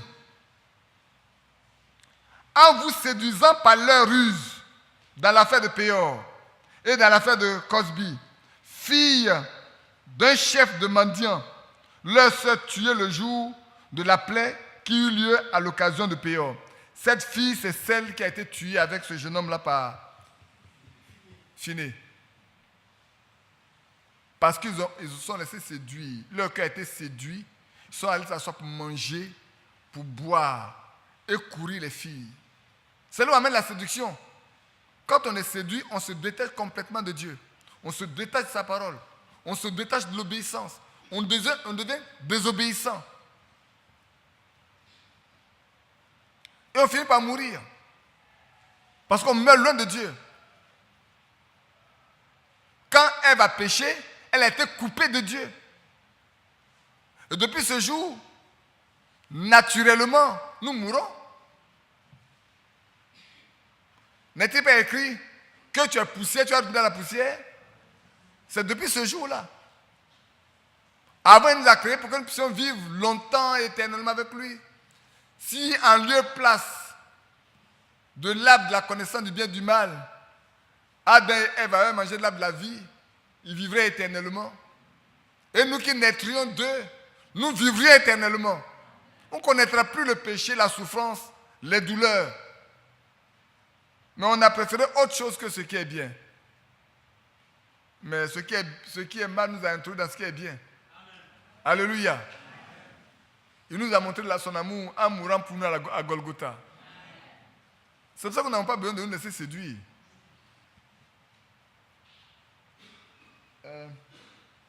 J'ai encore beaucoup de versets. Je vais donner 2 versets et puis je pense qu'on peut s'arrêter. On va lire 1 Timothée 2, 14 et puis Romains 16. On va lire 1 Timothée 2, 14 pour nous donner le temps pour prier. 1 Timothée 2, 14. Je crois qu'il faut que je lise également. Non, lisons d'abord 2 Thessaloniciens 2. Lisons 2 Thessaloniciens chapitre 2. Lisons 2 Thessaloniciens chapitre 2. Le verset 9 au verset 12.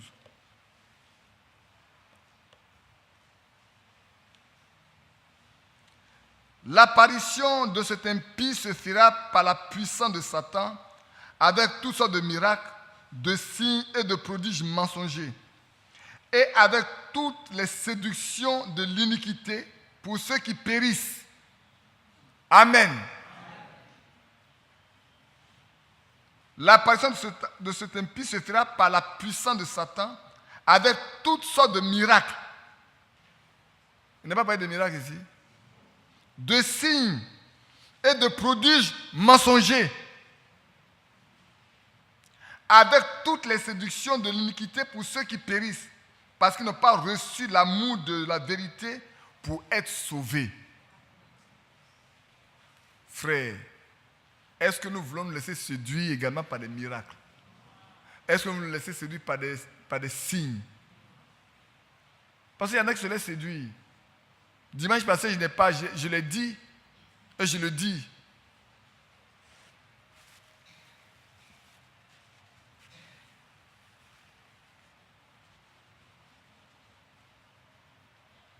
Il y a des gens qui recrutaient des frères et des sœurs.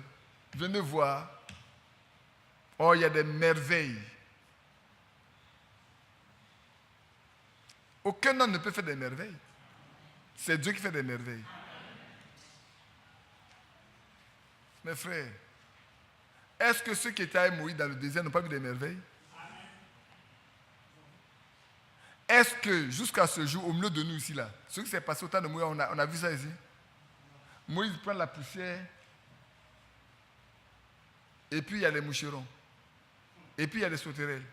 Il change l'eau en sang, les crapauds partout. Ce n'est pas Moïse qui a fait. Dieu n'a pas fait par les mains de Moïse. Ils n'ont pas vu. Encore plus grand. Ce que les gens n'ont pas fait, Dieu l'a fait par la main de Moïse. Il a construit un pont sur la mer Rouge pour eux. Dieu l'a fait. Et ils ont marché au milieu de l'eau. Ils ont traversé. Ils ont vu. La nourriture que les hommes ne mangeaient pas sur la terre, Dieu leur a donné la nourriture des anges. Ils ont mangé. Pendant 40 ans dans le désert. Et on a lu encore hier, et la fois dernière plus tôt, le samedi passé, que pendant 40 ans dans le désert, il a pourvu à leurs besoins. Rien n'a manqué. Mais à la fin, on a dit néanmoins. On n'a pas dit néanmoins. Néanmoins, il ne connut pas la voix du Seigneur. Malgré tous les miracles. Dans le Jourdain, Josué s'est arrêté, les sacrificateurs sont arrêtés. Le Jourdain qui était en crue. Il a dit, quand les pieds des sacrificateurs vont arriver là-bas, l'eau va se retirer. Ils sont passés à pied sec. Jéricho a été détruit. Des rois puissants ont été tués. Des villes arrachées. Mais ils sont morts, malgré tout, dans leur incrédulité. Frère, le miracle ne peut pas sauver. Au temps du Seigneur Jésus, il a choisi combien? 70 disciples. 70. Il les a envoyés. Ils ont chassé les démons. Ils ont guéri les malades, toutes sortes de maladies. Et mes frères sont venus dire, mais on voit Satan tomber du ciel. Mais il leur a dit, ne vous réjouissez pas de ce que Satan vous soit soumis. Réjouissez-vous de ce que vos noms soient écrits dans le ciel. Il sait ce qu'il disait. Parce que plus tard, quand il a dit, si vous ne mangez ma chair et ne buvez mon sang, 50 t'ont dit quoi? Il va faire de nous des cannibales? Mais nous sommes descendants d'Abraham. On n'est pas descendants de quelqu'un et puis on va devenir cannibale. Ces 12 sont restés. Mais parmi les 12, il y a un qui était un démon. Même parmi les 12, un démon était au milieu d'eux.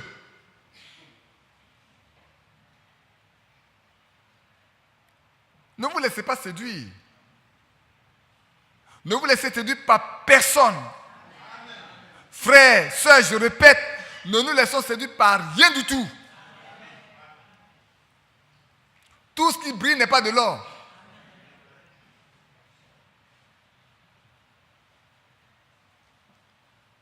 Matthieu 7, 21. Ils crieront Seigneur, Seigneur. Nous avons fait des miracles en ton nom. Nous avons guéri les malades en ton nom. Nous avons reçu des mots en ton nom. Nous avons profité en ton nom. Ce n'est pas des miracles. Ce n'est pas des guérisons. Amen. Ça n'est pas un. Mais qu'est-ce qu'il dira? Je ne vous ai jamais connu. Amen. Mais en d'autres termes, frères et sœurs, si vous suivez de telles personnes, ce qui a été dit à votre chef se répercute à vous. Mais s'il dit petit troupeau, au niveau du petit troupeau, il n'a pas dit, il dit petit troupeau. Il n'a pas dit ce qu'il prêche là. Hein. Il dit petit troupeau. Votre Père a trouvé bon de vous donner le royaume. Vous les petits troupeaux. Ce qui veut dire, le prédicateur, la femme qui ne prêche pas, le jeune homme qui est assis, qui a écouté, tous ceux qui forment le petit troupeau, alléluia, le Père a trouvé bon de vous donner le royaume. Il n'a pas dit, vous avez fait des miracles. Hein? Il n'a pas dit, parce que vous avez fait des miracles. Il n'a pas dit, parce que vous avez prophétisé. Il dit, vous êtes mon troupeau. Vous m'appartenez. Venez avec moi. Moi, c'est ce que je vais entendre. Je viens de ce petit groupe-là, qui lui appartient. Frère Branham m'a dit, s'il n'y a pas de miracle, mais que l'amour profond, réel existe, l'amour de Dieu habite au milieu de vous, c'est plus que les miracles. Amen. Les miracles sont des choses pour attirer. Dieu lui a donné ça, c'est un appât pour attirer. Mais, vous voyez, non? Ces miracles peuvent être un moyen de séduction pour vous appâter, pour vous détruire. Comme ça peut être un moyen pour vous envoyer à Christ. Ça peut être un moyen pour vous appâter, pour vous amener dans le décor, comme un moyen pour vous appâter, pour vous amener à Christ. Mais il faut choisir ce qui peut t'amener à Christ. Si vous ne choisissez pas ce qui peut vous amener à Christ, vous allez aller dans le décor. Vous serez simplement séduit. Et vous aurez tout perdu. Est-ce qu'on a fini de le lire? Oui, c'est ça. Jusqu'au verset. J'ai dit jusqu'au verset quand? Jusqu'au verset 12. Et avec toutes les séductions de l'iniquité pour ceux qui périssent, aussi Dieu leur envoie-t-il une puissance de garement pour qu'ils croient au mensonge, afin que tous ceux qui n'ont pas cru à la vérité, mais qui ont pris plaisir à l'injustice, soient condamnés. Il n'a pas dit de ne pas faire des miracles. Allez-y. Oh, frère Badi, il ne fait pas de miracles. Moi, il ne fait pas de miracles. Frère Mathieu, il fait pas. C'est Dieu qui fait les miracles. Amen. Nous prions, Dieu guérit. Amen. Ça s'arrête là. S'il refuse de guérir, pas parce que je suis impuissant, c'est pas moi qui guéris. Mais il guérit, non? Amen. Moi, je sais qu'il guérit.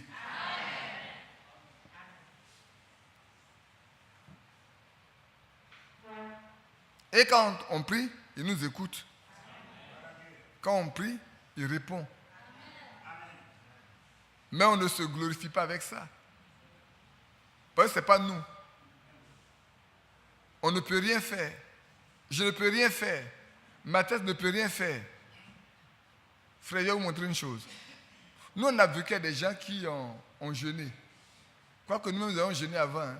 Parce que je vous dis, avant, nous, on jeûnait tellement qu'au moins, moi, de mes yeux, arrêté, vous dire, mais est-ce que je pourrais marcher avec Dieu sans jeûner? Ça vous a pas arrivé, vous? Nous, on a jeûné tellement. Moi, on m'appelait fille de fer dans ma belle famille. Hein. On m'appelait fille de fer. J'étais comme ça. Maintenant, je suis gros. Mais quand on regardait, je suis gros. Hein. J'étais mec comme ça. Au point matin, je me suis arrêté, mais sans le jeûne, est-ce que moi je peux marcher avec Dieu? C'était devenu un problème pour moi. J'ai dit, mais sans le jeûne, est-ce que je peux marcher avec Dieu? Mais je lis dans la Bible, ce n'est pas le moins que Dieu a donné. Le moins que Dieu a donné, c'est l'obéissance à sa parole. Mais je sais, ça élève la foi. Et c'est après de cela qu'on a commencé par faire attention. On dit, on va jeûner, mais on ne va pas en faire un moyen pour faire, comme si ce n'est pas le moyen qu'on a pour obliger Dieu à marcher avec nous. C'est faux. Il y en a qui pensent que par ce moyen-là, ils vont obliger Dieu à leur donner ce qu'ils veulent. C'est des marabouts. Mathias, toi, moi, on connaît quelqu'un qui fait ça, non? Pour les hommes politiques, non? Oui, on connaît quelqu'un. Vous partez chez lui, les cartes de visite de tous les hommes politiques là, il peut vous les sortir une à une. Mais si tu vois où il habite, tu ne penses pas que ces hommes politiques peuvent aller là-bas. Mais il se cache pour aller là-bas. On lui donne de l'argent, il passe son temps à jeûner, prier pour eux. Et la problème est résolu. Oui, frère. Je ne suis pas le seul. C'est un croyant. De temps en temps, il vient à l'église ici. Et il dit à Mathias, c'est moi, vous là. Moi, je suis pas dans toutes les églises. Il n'y a pas un lieu où on dit la vérité comme chez vous. Mais pour vous, dès que vous voulez vous asseoir comme Dieu. Il dit, c'est plus le ciel. Parce que là, vous allez dépasser le ciel. On vous répète ce que quelqu'un, un être humain comme vous, que j'ai baptisé à 1h, 2h du matin. Oui, que j'ai baptisé à 1h du matin. À Nomabo. Matin, c'est témoin. C'est lui qui me l'a amené chez moi. À minuit, j'ai tout fait pour dissuader cet homme. Il dit, si on ne le baptise pas aujourd'hui, il ne sort pas. J'ai dit, non, il faut le laisser donner. Il dit, non, non, non. J'ai dû aller m'habiller, prendre ma voiture. On est parti à Nomabo à 1h du matin pour le baptiser. Il a même refusé de manger le repas qu'on lui a préparé. S'il ne se fait pas baptiser, il ne mange pas. Je vous parle devant Dieu, Matthias est là. Il est mon témoin. Quand il a découvert que le baptême au nom de Jésus, là, c'est l'unique baptême, et je vais vous dire, c'est un homme qui connaît toutes les religions que vous connaissez ici, là, dans lesquelles on l'a toujours invité à prêcher. Même les grands pasteurs de ces religions ont peur de lui. Parce que lui, quand il arrive, il peut révéler le secret de leur cœur. Oui, frère. Il arrive là, il révèle le secret de leur cœur, il révèle tout ce qui se passe dans leur vie, dans leur foyer, dans leur maison et dans leur église. Et les gens aiment bien l'inviter. Mais quand il est arrivé chez nous, quand on l'a baptisé, il dit, vous avez dépassé le ciel. Je ne sais pas si vous percevez ce que j'ai dit. Vous riez, mais vous ne percevez pas. Quelqu'un qui a un grand don de Dieu, mais qui ne peut pas s'asseoir dans la vérité. Il a un grand don, mais il ne peut pas s'asseoir dans la vérité. Et un jour, un Américain est venu lui apprendre quelque chose. Je regarde Mathias parce que on sait ce que c'est. Frères, sœurs, n'allez pas dans ces églises-là n'y allez pas Vous qui êtes à l'étranger, en ligne, je parle français ivoirien. N'allez pas Je vais vous dire pourquoi je vous dis de ne pas partir. Les gens sont venus les former pour qu'ils aient beaucoup plus de connaissances et de dons. Mais quand ils sont partis, cet homme a attrapé un esprit. Et aucune femme ne peut lui résister. Et quand cet esprit arrive, qui lui dit, va et prends cette femme, même quand il refuse, il lui dit, tu dois aller. Quand il va, la femme ne peut pas refuser. Il est devenu esclave de cet esprit, tout en ayant le don. Quand il était fatigué, il ne pouvait que revenir à la maison. Il sait où se trouve la vérité. Il sait dans les mains de qui il peut obtenir la délivrance. Il est revenu à la maison. On voit Mathias. Madame dit, il faut aller voir celui qui t'a baptisé. Ce n'est pas moi qui t'ai baptisé, il faut aller voir celui qui t'a baptisé. Et il a été délivré. Mais il n'est pas resté, malgré le don qu'il a.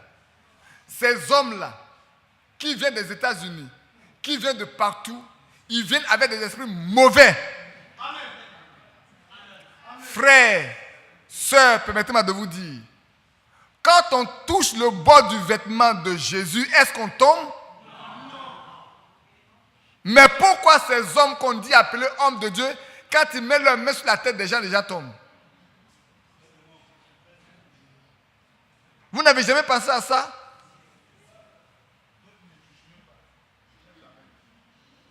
On lève la main comme ça. Et puis, les gens tombent comme des mouches. Et on les appelle les hommes de Dieu. C'est des ouvriers de Satan.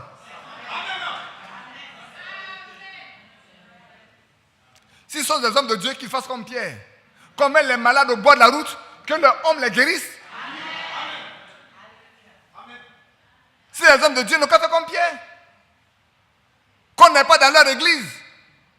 Mais que simplement les malades soient mis au bord de la route, qu'ils passent.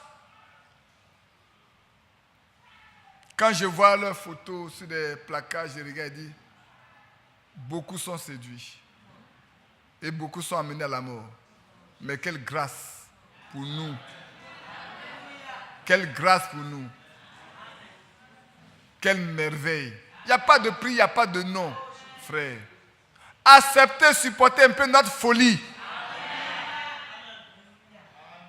Supportez-nous un peu. Dans cette folie-là, supportez-nous un peu. Laissez-nous vous agacer un peu. Le fruit, c'est la vie éternelle. Amen. Le prix, c'est la couronne. Amen. Le résultat final, c'est l'enlèvement. Amen. Je peux lire encore un, comme j'ai dit, j'ai donné 2 versets, non? J'ai dit 1 Timothée 2, 14 et puis Romains. On va lire maintenant Timothée. J'ai dit 2 Timothée, j'ai dit 1 Timothée. 1 Timothée 2. 1 Timothée 2, 14. Quand Adam a été formé le premier, et Ève ensuite, Adam n'a pas été séduit. Mais la femme séduite s'est rendue coupable de péché, de transgression. Ça, on en a parlé, mais je l'ai lu. La raison pour laquelle, vous qui voulez que les femmes prêchent là, je sais que vous allez m'écouter, même si vous ne m'écoutez pas en direct, vous allez m'écouter après. La raison pour laquelle Paul ne veut pas que la femme prêche, c'est parce que sa première prédication là, a amené la mort dans le monde. Alors on dit Paul est misogyne, qui n'aime pas les femmes. Vous, vous aimez les femmes. C'est pour ça qu'elles sont vos femmes en même temps. C'est vrai. Là où on établit les femmes comme prédicateurs là, allez regarder. Ceux qui les établissent sont leurs maris. Si vous fouillez bien, c'est leur maîtresse. Parce que frères et sœurs, quand vous sortez de la parole de Dieu, vous ne pouvez que faire ce qui est contre la parole de Dieu. Quand des hommes et des femmes sortent de la parole de Dieu, ils ne peuvent vivre que dans le péché. Parce que la désobéissance amène là. Hein. La désobéissance amène là, obligatoirement.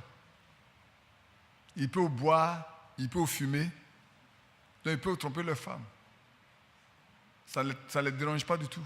Ils n'ont pas de conscience. Ils n'ont peur de rien. C'était où quelqu'un me parlait. Je ne sais plus qui c'était. Ah, je me souviens bien. C'est un de mes collaborateurs qui est méthodiste. Alors il était encore jeune. Il était dans l'équipe des chantres. Et à la Noël, il a préparé ses chants. Il va aller bien chanter chez le village. Et puis, ils sont arrivés à l'église là. Le prédicateur a bu son vin qui les souffle.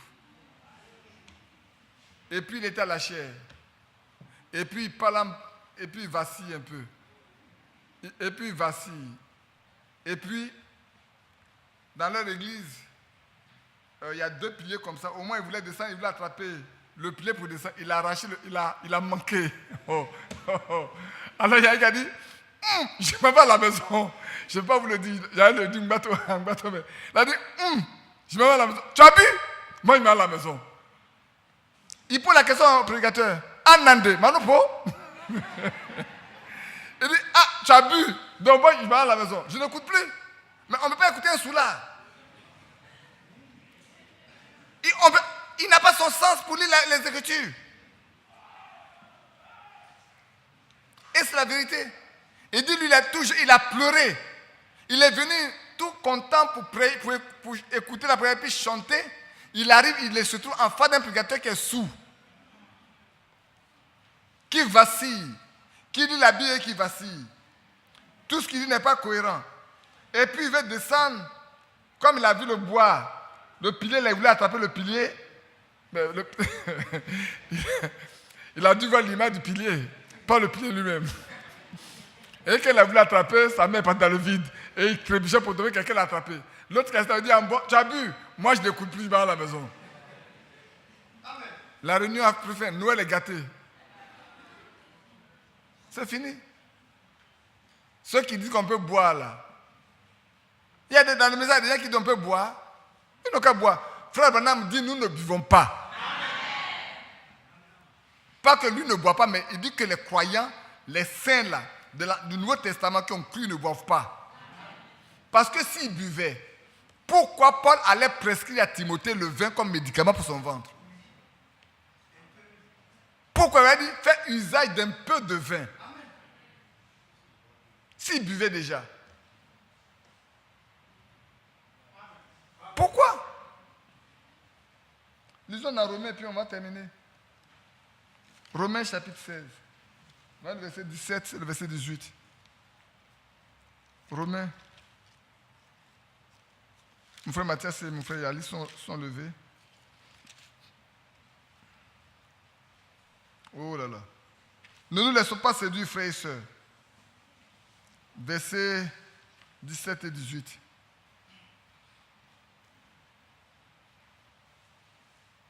Je vous exhorte, frères, à prendre garde à ceux qui causent des divisions et des scandales au préjudice de l'enseignement que vous avez reçu.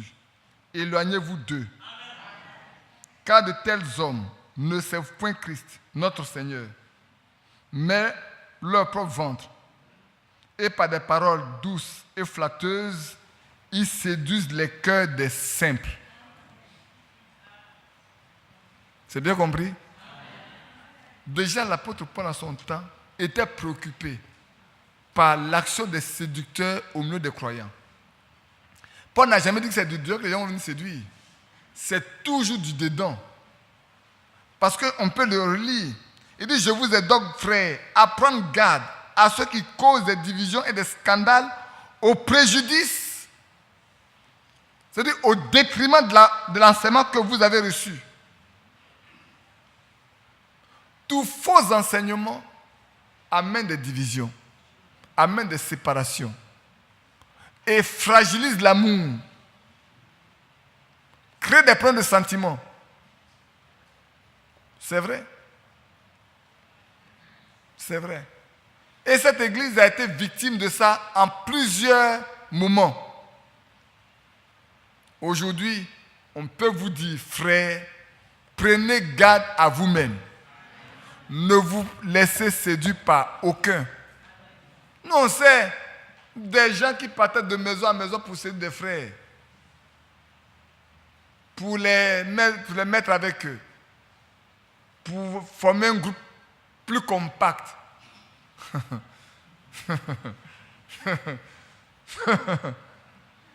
Comme si ça peut effrayer Dieu.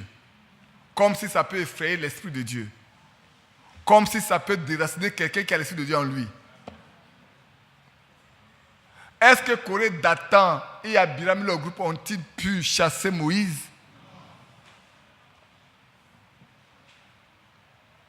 Frère, marchez avec Dieu. Tout le conseil que je peux vous donner, c'est que vous connaissiez le Dieu que vous servez. Quand vous le connaissez, rien ne pourra vous faire peur. Que des hommes se lèvent contre vous, vous resterez toujours tranquille et solide. Mon frère Mathias sait. Peut-être Mathias ne sait pas pourquoi il a été le premier à m'accompagner dans mes missions. en 2006, au moment où je ne prêchais pas ici, j'ai refusé de prêcher. Quand même, les frères m'ont invité à aller à l'intérieur. J'ai dit, je ne vais pas de peur que les frères disent, comme ils ne prêchent pas à Abidjan, ils trouvaient moi pour aller prêcher ailleurs. Mais c'est le frère Yapi, le frère Kouman. On dit, mais frère Baptiste, les frères t'invitent, il faut partir. J'ai dit, non, je ne vais pas. Frère Baptiste dit, on va partir. Mais lui, ce n'est pas pour m'accompagner.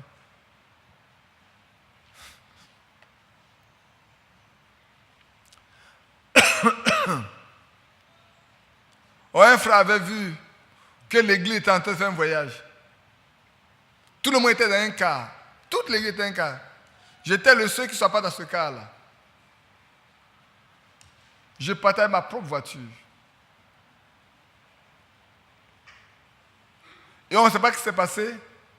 À un moment donné, j'ai cogné le car. Je suis rentré sous le car avec ma voiture. Et j'étais vraiment accidenté, défiguré, déformé. Ma voiture était vraiment mal en point. Et puis, quand ils sont descendus, quand l'église est descendue du car, oh, il y en a qui dansaient bien, c'est bien fait. Laissons-lui aller. Il embêtait les gens. Oh, de prendre dans le car, il fait malin, il n'a pas pris le car. Voilà, maintenant il est mort. Matthias a dit, on ne bougera pas. On va le sortir. Et puis ils ont tiré la voiture. Et puis les sapeurs-pompiers sont venus me prendre. Et ils sont partis. Mais le cas n'a pas bougé.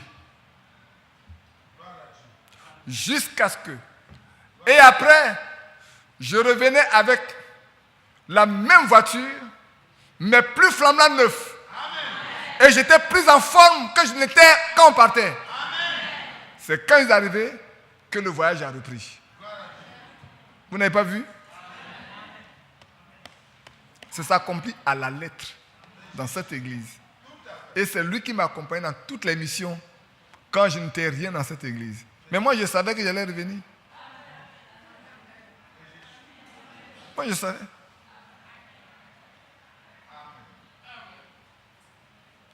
Et au moment où je ne faisais rien, je faisais tout. Au point des gens qui ont dit, mais lui là, il a mis tout le monde dehors et c'est lui qui voyage. Il voyage et c'est lui qui fait Franck confie tout dans l'église. Franck m'a confié, c'est Dieu qui m'a confié les choses à faire, c'était tout. Je n'avais pas de communion personnelle avec frère Franck. Les frères m'ont dit, frère, les frères à l'intérieur, comme ça à l'étranger, ils peuvent vous lire. Les frères disent, mais frère, bah, dis-toi. J'ai dit, frère, laissez ça. Si Dieu me connaît, c'est le plus important. Amen. Moi, je connais le ministère de frère Franck. Je sais qui il est. Si même lui ne me connaît pas, que Dieu me connaît, c'est le plus important. C'est en ce moment-là qu'on m'avait demandé de m'occuper. Vous savez, on fait des choses dans l'humilité simplement. On m'a demandé à moi, Michel est témoin, de m'occuper des brochures. Mais j'ai dit, je ne peux pas, il faut que je donne ça à l'église. Et je donne ça à l'église. C'est en ce temps-là qu'on a commencé à faire passer les messages de Frère Franck à la télévision ivoirienne. Je prêchais plus que je ne prêchais, parce que je m'occupais de tout. L'arrivée de Frère Franck, on ne sait pas comment ça se passe, c'est moi qui organisais tout.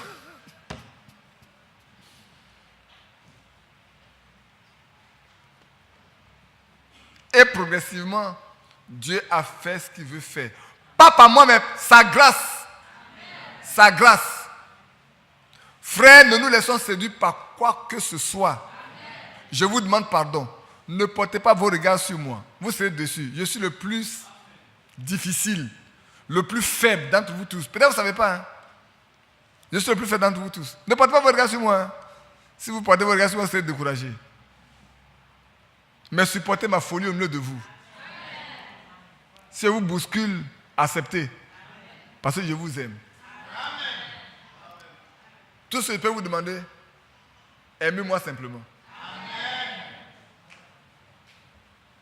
Je sais qu'il y a beaucoup qui se plaignent un peu. Il y a deux choses que je n'ai pas encore compris. Pour le moment, je n'en parle pas. J'attends jusqu'à ce que ils me disent ce que c'est.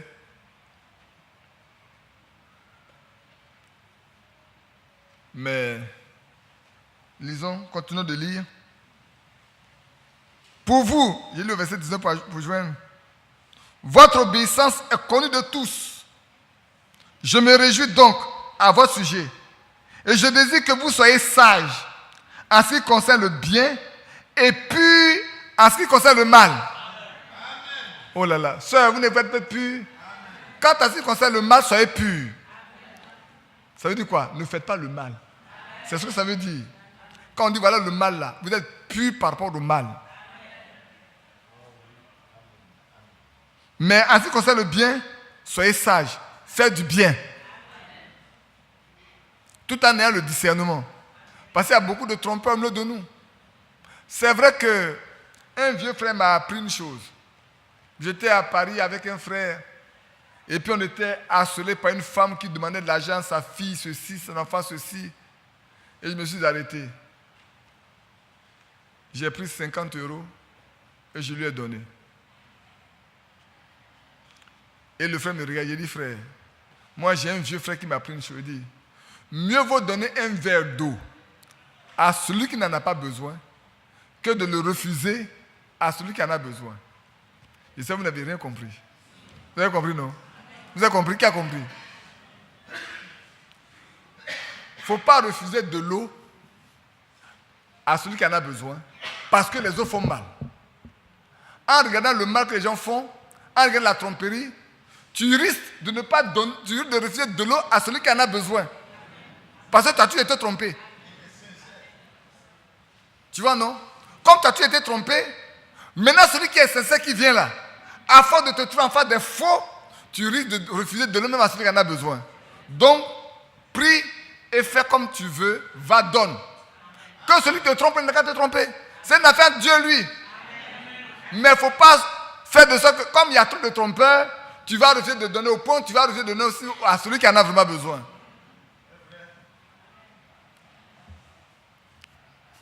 Et depuis ce jour, moi, ça a été ma conduite. On marche comme ça. On pense qu'on est bête. Non, on n'est pas bête. On fait seulement parce que la Bible dit de faire. Amen. Faisons du bien. Soyons sages à ce qui concerne le bien. Mais quand on parle du mal, soyons purs. Et l'apôtre Paul dit, je désire que vous soyez sages en ce qui concerne le bien et purs en ce qui concerne le mal. Alléluia. Le Dieu de paix écrasera bientôt Satan sous ses pieds, sous vos pieds.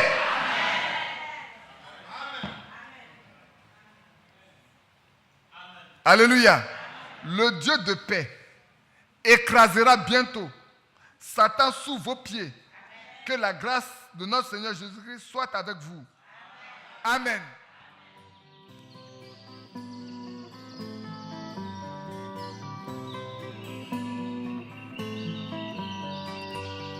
J'aime l'Éternel,